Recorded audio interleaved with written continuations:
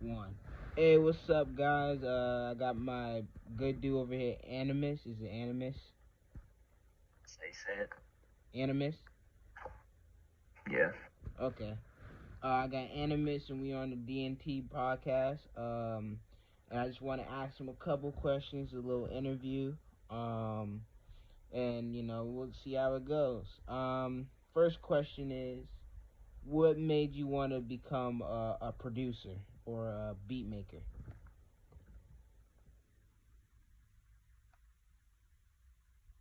I don't really know. I kind of just I started out rapping and started working with a lot of producers. They became a lot of my close friends, like Jedos and Freddie Fargo. And I'm starting to make that transfer over to the beats, but I'm still rapping too. So I don't know. I'm just kind of doing both right now. Okay. What made okay, so who do you wanna if you had a chance to produce for anybody, who would you produce for? Myself. You I rap like too? making beats. You rap too? Yeah. I like making beats for myself. Okay, okay. What who would you say inspired the type of beats you make? Definitely like knowledge. Like that's probably my favorite beat maker to listen to. Oh, Um, Knowledge, the guy that made a yeah, couple Joey beats and stuff.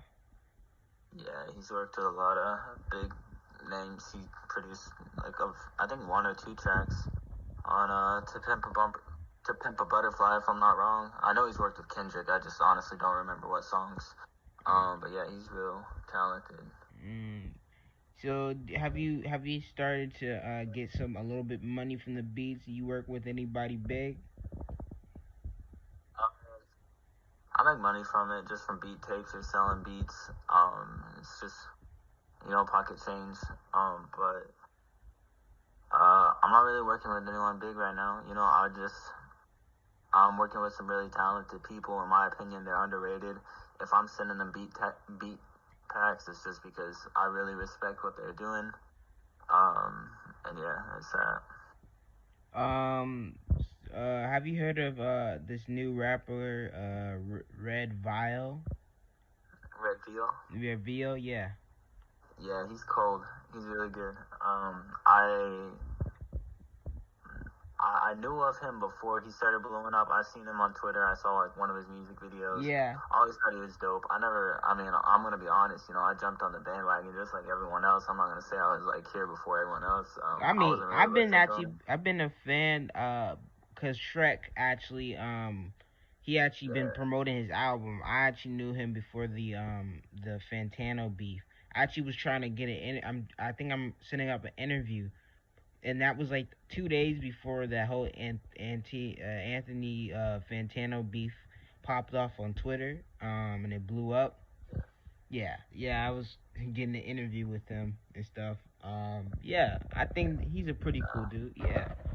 Yeah, he's real talented and like he deserves all this love that he's getting. So like I'm glad he's getting it because that man's talented and he's gonna do a lot. True.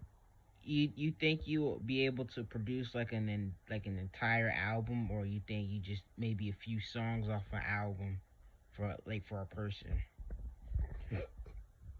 I got something in the work. Um, is more in the thought process right now, but I'm gonna be working with some rappers and doing some collab tapes with them while I'm just on the beats. That's gonna be coming in the nearest future. Okay. Um, do you feel like do you feel that nowadays most beat makers can make just simple loops now, and they don't have like any like creative integrity in their beats and stuff, or they just make just normal trap beats? First off, I'm gonna answer like the first part of that question. Sometimes simplicity is good.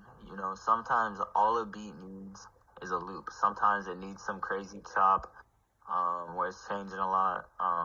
But sometimes it just needs a loop. That's all it needs. And you brought up trap, which honestly, like the way I see like basic loops, that's like, and this is no hate at all, just because I literally just said like I still have a lot of respect for people that still just do loops, but like that Jay Versace and Boldy James tape, I think there was only like one or two tracks where like he added drums, everything else was just loops, and it sounded phenomenal. So like I think sometimes just less is more. And I don't know, trap does it, underground does it, we all do it. It's literally just, I don't know. I think you gotta, to find a good loop like that still takes talent without a doubt. Right, right. And I think Jay Versace has a future as being what like a great one of the greats in terms of like loop, like a great loop producer. But I also heard from like I think it was like a couple comments underneath the post like they enjoyed the album, but they felt like there was no bass, like there was no like you know how there's that moment where it just pumps up a little bit, maybe not trap, but it pumps up a little bit with the bass, and he starts and you know how they rap or something like that on over the beat, and they just maybe because it's like the climax of the song. They say they felt like there was no climax on the beat in terms of the album. Yeah, I mean that's a fair point, but I think it's a stylistic choice, and I mean obviously, Versace sent Boldy James like he the track or the album's like I'm gonna say 12. I don't know if that's how many tracks it actually is. It's that, but like Boldy picked those beats for a reason. Like he knew what they were wanting. It's a stylistic choice at that point, and like Westside Gunn does it too. Obviously, Yeah, like Benny is a little bit different with his yeah. type of beat. Benny has A like little those more, bass. Yeah, he has that bass in that in his yeah. music. But yeah, Boldy James sounds super nice whenever it's just like I don't know. It's a new thing. I don't want to say it's a new thing in hip hop because but like it's straying from the norm. It's something different, and I think they're doing it with a purpose and on purpose. So yeah, I fuck with it. Okay, okay. Um, so I got a question for you. Most people aren't really. I got a question. This is more towards maybe a little bit on the rap side. So do you feel like what do you feel on the state of rap, like with people like 6ix9ine, with the whole trolling antics on social media? How do you feel about that? Like this era of rap is a little bit too engrossing social media, and people are angry at 6ix9ine and all that stuff. How do you feel about that? Personally, just don't fuck with 6ix9ine at all. And that's starting from the pedo charges he first had. Like I'm not gonna fuck with the pedo. It's simple as that. People try justifying what happened. No, I don't fuck with them. But so I'm just gonna throw that out there. But the rest of it that you're talking about, it's when a hip or when a genre like this is in the mainstream, sales is the number one thing, and people that are in high school are gonna be, you know, they're the ones going to school and telling their friends about these people. So if they see someone acting out online and think it's funny, it's just how the game works. Like that's all I can say. Until hip hop is no longer in the mainstream, um, it's just gonna be a numbers game. And to get numbers, you gotta have that shock factor. And doing stupid shit is a shock factor, and so people are gonna do stupid shit. But yeah, I don't have any respect for 6ix9ine. Fuck him. Every other rapper, you see them doing it to an extent. I don't think they're being as. I'll use Kanye West as an example, and like obviously, I don't know if Kanye West. I doubt he's doing it for a shock factor. I think he's a different type of individual, to say the least. I got respect for him music wise, um, but He's not a yeah, I don't know. vibration. It seems like he runs for president right before an album drops. And so, he might be really wanting to run for president, but he never has. I don't think he's actually running this year, but he might be dropping an album soon. So, I think it's like a political stunt, to say the least. Mm, mm. Um, do you feel like we'll get back to the your back to more like this, but I'm gonna give this like one little bit more of a try. Do you feel like political rap isn't as popular as it used to be? Like, J. Cole and Kendrick are like at the top of the game, but they came up in the era like the early 2010s when lyricists was still kind of a huge thing when you have lyricists coming out every year. Like you barely have any lyricists like political lyricists at that, like coming out like that. Do you feel like some of them are like kind of dwindling away a little bit and it's just more melodic type rappers? In the mainstream, yes. I'm happy that Cole and Kendrick got their shine in the limelight, and I mean, I think Kendrick's still gonna be in the limelight for a while. I think Cole's fading out, but with any mainstream um genre, people care about hits.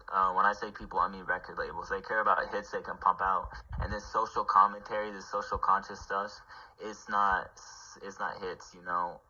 And so I think hip hop has been changed a lot once it hit the mainstream. And I think there's still a whole lot of lyricists. It's not at the top of hip hop. And I say the top, I mean number wise. I'm not talking skill because that's an opinion type thing. I'm not gonna get into that, but yeah, there's still definitely rappers out there like Kendrick and Cole. It's just you gotta dig a little bit harder to find them. Yeah. So cause I was talking about this like the other day with a friend, because they were comparing like when Public Enemy came out and they were like dropping like hit records while being like politically like conscious and stuff, and they were like and everybody like bumps tracks like Fight the Power and like tracks like that where like it's something you can bump but you can listen to the message to. Yeah. Yeah. I mean, that was kind of hard. I think there is still some of that. I can't think of any examples, but I think just in the mass of mainstream, it's a whole lot less. And the reasoning is because these record labels. I don't know. I don't want to be one of those people that are like the record labels are trying to make you not think, and that's why they're putting this type of music out. I don't want to be like that because I don't know if that shit's true. But they find what sells, they put it out. If what sells is sex and money and shit like that, they're gonna put that out, and that's what's out. So, uh, I don't know. I would definitely like to see more like political slaps like that. That shit's crazy, but it definitely doesn't happen as much nowadays. Yeah, yeah. So back to you producing. Do you think nowadays is it easier to blow up as a beat producer more than it is as a rapper?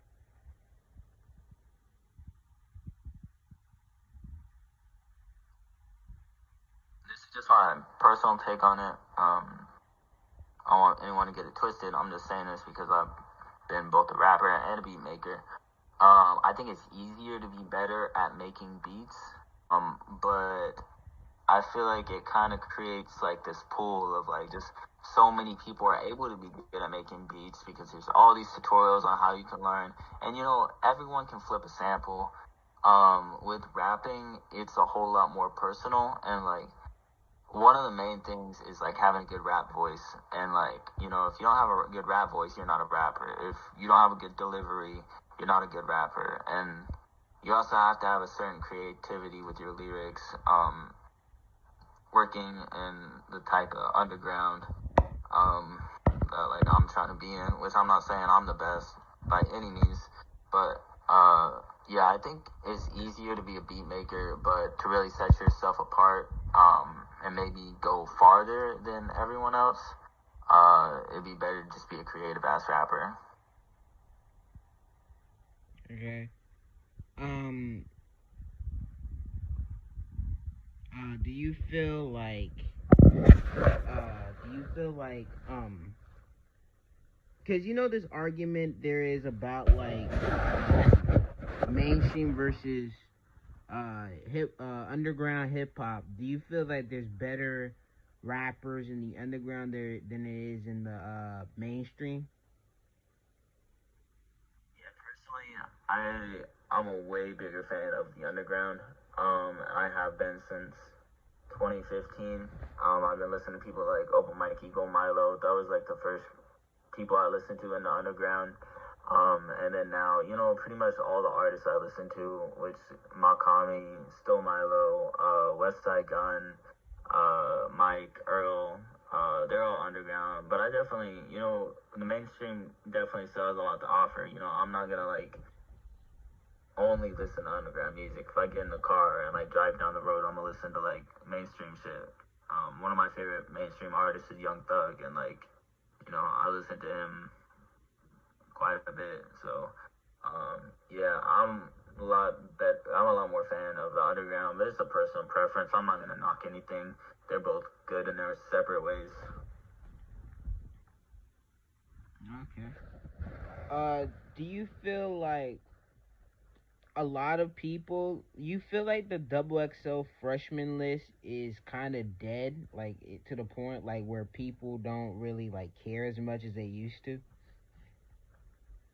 Yeah, I definitely stopped caring like pretty much after 2016. I couldn't even name like three rappers on the list this year. I haven't watched the freestyles or anything. Polo G, Um, Yoshi, Polo G, yeah, Jack Harlow, TJ, and Fivio Four, and I know he's on it. Baby I don't know. King. Rod Wave's also on it. Yeah. Okay, I guess I know some of them. I don't know. I'm not interested in that type of stuff. I think it's cool.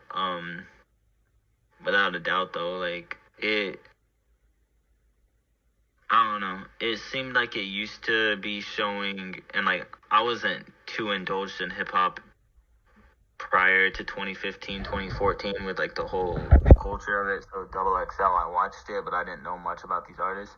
But it seemed like it used to find artists that were on the rise, but were like super talented, and like that was the main thing they looked at.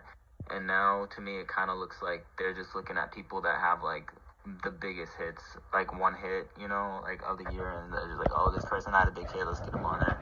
And I mean, I don't know. I feel like a lot of artists in the recent Double XL years have kind of been falling off. Um, Not all of them, obviously, but I think more prior or more after 2015 than prior.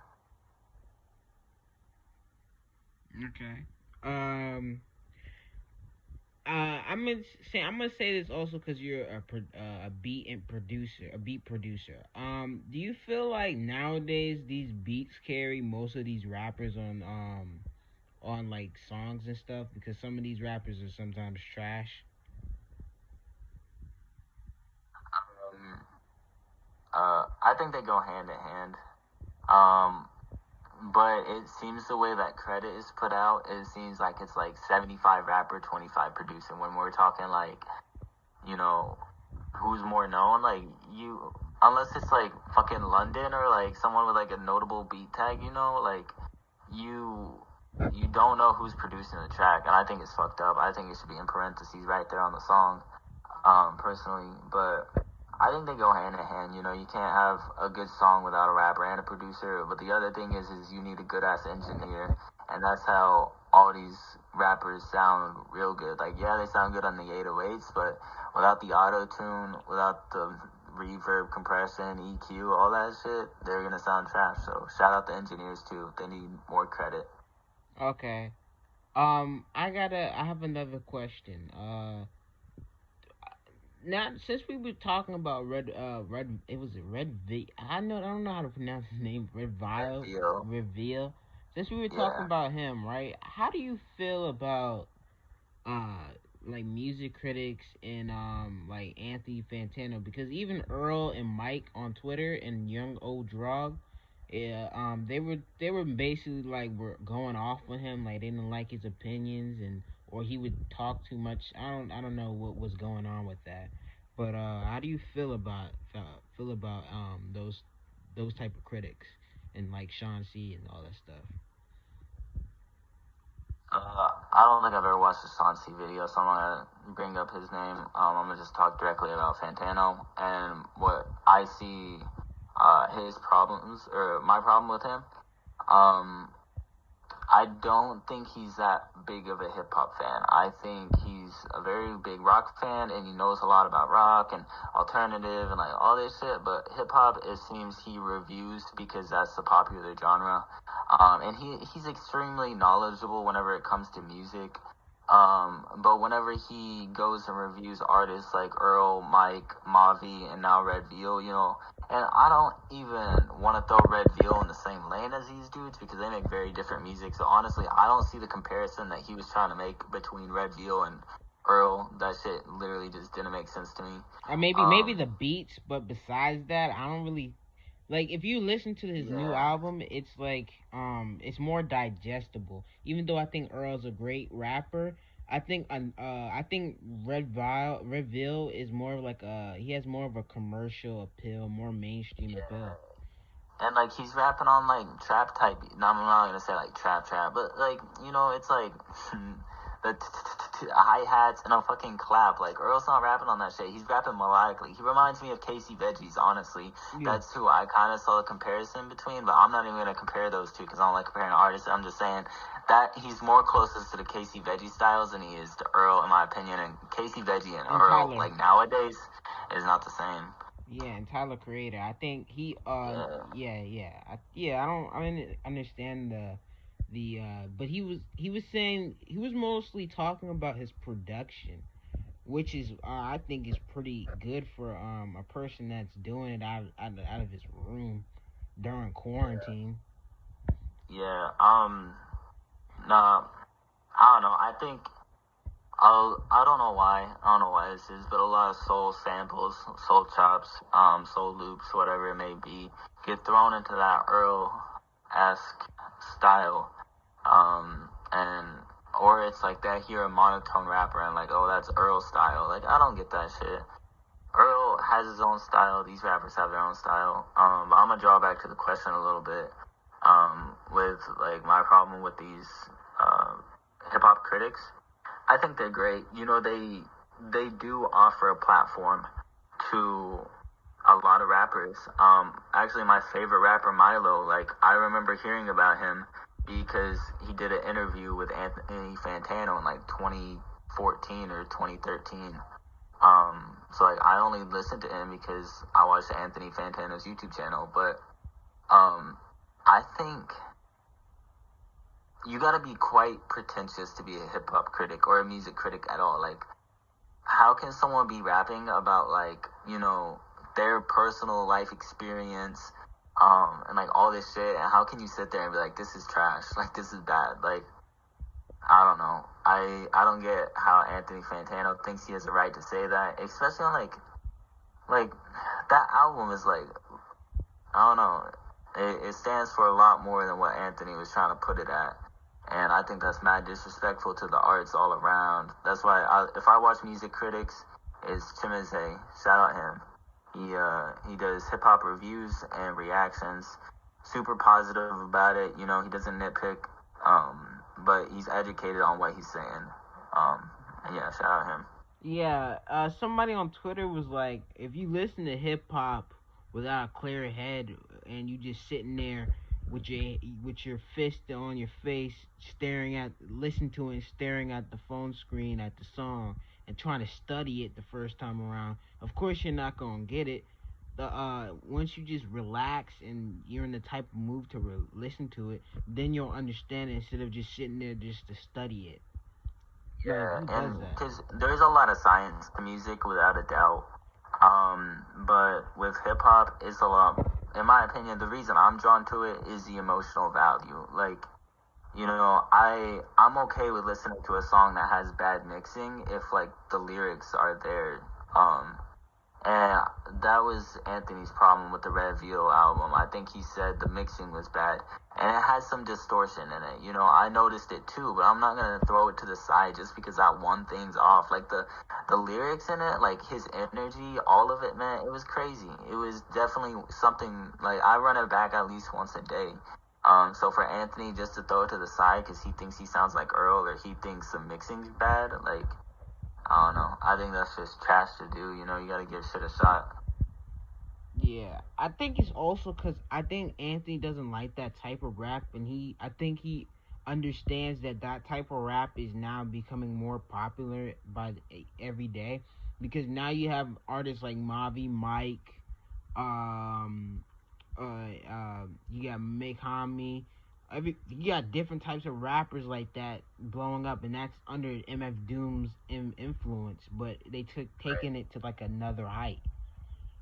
Yeah, and I think it's great. You know, those are all some of my favorite rappers, especially Doom. I'm actually wearing my Doom shirt right now, but yeah, it's obvious. Fantano doesn't like that type of music. I think he made it clear with his SRS review. I didn't watch it. I just remember being negative. And then he refused to do Mavi's because he said he sounded too much like Earl. So it's been like a same repeat. And so like if he doesn't like this style of music, it's fine. You know, there's a lot of styles of music I don't like, but he just goes about it in a very disrespectful way that it's like I'm not gonna respect him at all. Just because the way he's treating this, you know, he can be like, I don't like it, I'm not gonna give my opinion on it. It's biased, but nah, instead he just, you know, disregards it in a untasteful manner. Uh-huh. You got okay. So this is the last question. You know, we got 5 more minutes. This class question is has been brewing in the hip hop community for the last, I guess, maybe 3 years. How do you feel about DJ Academics? Honestly, I don't pay attention to him. I know he's like cool with 6ix9ine or whatever, and he's one of those uh trolls in the hip hop community, I guess you can call. But truthfully, I don't care for him. I don't pay attention to him. I'll let him do whatever he wants. I don't get the people that like absolutely hate him, but like still are worried about every move he makes. Because literally, if you don't like the guy, but you're like quote tweeting his tweets with like, why would you say this? Or like, oh, you're so stupid, academics. That just fuels the fire. Like, if you don't like someone like that, just disregard them. Don't talk to them. Just pretend they're not there. And that's what I do with academics. I don't remember the first, like, what he did to make me not like him. I just know I don't like him. He don't concern me. Yeah, but I think he's turned everything. Do you feel like he's like helped turn hip hop into like a numbers game? Like it doesn't even matter if you have talent. If your numbers is off, you're trash now. Maybe. I think what does turn hip hop into the numbers game is the amount of numbers it started to get. Because, you know, these major record labels, Atlantic Records, Interscope, you know, whatever, they control what's on the radio. They control who they sign. And, like, I like to look at like 2016 or 2015 probably, like that wave of like, you remember that summer where like Uzi, Yachty, and I even think Travis Scott, like they all dropped an album during the summer, and like that shit was crazy, and I think that really took trap to the next level, and that's whenever we started seeing a whole lot more trap artists in the mainstream, and I think, you know, the labels just saw something that was like very promising, and I think that's kind of when the shift started. It obviously started before that, but that's whenever it started like hitting in terms of like shit that was being played on the radio, and what we have now with all these melodic rappers. um you know, it was definitely like around back then and even before that. But you know, you look at the freshman freestyles this year, and I saw a snippet of the cipher, and like one of the ciphers was just with melodic rappers, and like 6 of them or whatever, and the other 4, you know, they weren't. But yeah, it's definitely a lot more prominent now. But yeah, it's a numbers game. That's all the mainstream is. They don't give a fuck about the art. They just give a fuck about sales, and that's what it is. Yeah, cause look, if you know Lupe Fiasco, Yeah. you heard about his situation with Atlanta back in like 2011 when he got first signed in 2006. Yeah. They were basically like forcing him to make hits, and they blackballed him. Yeah. That shit. That shit happens, and that's why, you know, you sign to a record label, you don't have much creative freedom because they just want shit that sells, and that's why your old Drake actually has a little audio clip from some movie or some shit about record label owners now, compared to the 70s or like 80s and 90s maybe. And it's just talking about how like there were these old guys who ran the record labels back in the day, and they would just, they saw someone they thought was promising, and they would sign them and let them put out whatever they wanted and see if the fans liked it. But now it's a lot of younger dudes, and they go into it with the mindset that this style is going to sell, you're going to make this style. And it's just a shift, and it's something that, it is what it is. We can't change it. The only thing we can do is try to have more independent artists out there.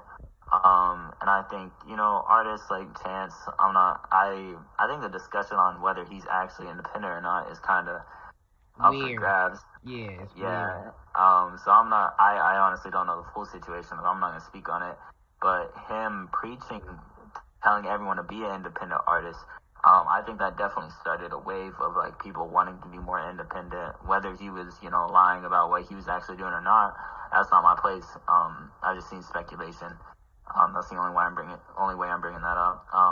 But yeah, I don't know. I think more independent artists is good. Fuck the record labels, but also, shout out the record labels. They do be feeding a lot of families. So. Yeah. Okay. All right. I just wanted to, thank you for the interview. And this video will be out probably by what's today? Saturday. I'll probably edit this today and get it out by Sunday. That's good. Yeah. Everybody that's watching when this drops, and I'll send you the video when you can tweet it out, whatever. I'll send the video to you. And everybody that's watching this video, hope you enjoyed the video. Please like and subscribe. I'll put his Twitter out in the description. And I hope you guys enjoyed. All right. Hey, say bye to the audience and Animals.